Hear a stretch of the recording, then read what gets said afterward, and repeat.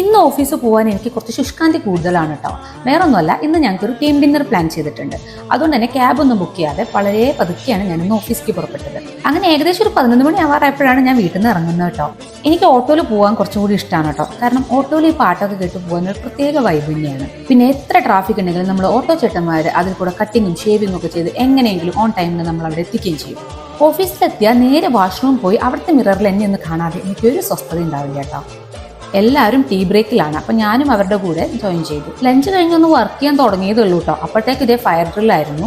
ഇതേ ആംബുലൻസും ഫയർ എഞ്ചിനും ഒക്കെ റെഡി ആയി നിൽക്കുന്നുണ്ട്. അതിൻ്റെ ആളുകൾ നമുക്ക് അതിനെ കുറിച്ചിട്ടുള്ള സേഫ്റ്റി മെഷറും ക്ലാസ്സൊക്കെ എടുക്കുന്നുണ്ടായിരുന്നു. അങ്ങനെ ഈവനിങ് മീറ്റിംഗ്സ് ഒക്കെ കഴിഞ്ഞ് നമ്മളെല്ലാവരും ഡിന്നറിന് വേണ്ടി ഇറങ്ങി. ഇവിടെ ബേ ഏരിയ തന്നെ ഒരുപാട് ഓപ്ഷൻസ് ഉണ്ട് കേട്ടോ, നമുക്ക് ടീം ഡിന്നറിനും ടീം ലഞ്ചിനൊക്കെ വേണ്ടിയിട്ട്. ഇന്ന് നമ്മൾ മാൻഹൈമിലാണ് പോകുന്നത്. വളരെ നല്ലൊരു ആംബിയൻസ് ആണ് കേട്ടോ ഇവിടെ. അതുകൊണ്ട് തന്നെ ടീം ഡിന്നർ ആണെങ്കിലും ടീം ലഞ്ച് ആണെങ്കിലും നല്ലൊരു വൈബായിരിക്കും. അങ്ങനെ നമ്മുടെ ടീമിൽ ഓരോരുത്തരായിട്ട് എത്തി. നമ്മൾ കുറേ സാലഡ്സും മോക്ടെയിലൊക്കെ വെച്ചാണ് സ്റ്റാർട്ട് ചെയ്തത്. പിന്നെ കുറേ സ്റ്റാർട്ടേഴ്സ് ഒക്കെ ഉണ്ടായിരുന്നു കേട്ടോ. ഞാൻ അതിലെല്ലാം ട്രൈ ചെയ്ത് നോക്കി. സത്യം പറഞ്ഞു കഴിഞ്ഞാൽ ഞാൻ സ്റ്റാർട്ടേഴ്സ് മാത്രമേ കഴിച്ചുള്ളൂ കേട്ടോ. മെയിൻ കോഴ്സ് ഒന്നും ഞാൻ എടുത്തില്ല. അപ്പോഴത്തേക്ക് എൻ്റെ വയറ് നിറഞ്ഞിട്ടുണ്ടായിരുന്നു. പിന്നെ ബിയറും അവൈലബിൾ ആയിരുന്നു കേട്ടോ. ഞാൻ പക്ഷേ മോക്ടെയിൽസ് മാത്രം കേട്ടോ കഴിച്ചത്. വിർജിൻ മൊജിറ്റോയും അതുപോലെ തന്നെ ബ്ലൂം ആണ് ഞാൻ ട്രൈ ചെയ്തത്. സത്യം പറഞ്ഞു കഴിഞ്ഞാൽ എല്ലാവരും കൂടെ വർത്താനമൊക്കെ പറഞ്ഞിരിക്കാൻ നല്ല രസമായിരുന്നു. പക്ഷെ എനിക്ക് കുറച്ച് നേരത്തെ ഇറങ്ങേണ്ടി വന്നു. ഞാൻ ഓഫീസ് ക്യാബ് ഒന്നും ബുക്ക് ചെയ്തിട്ടുണ്ടായിരുന്നില്ല.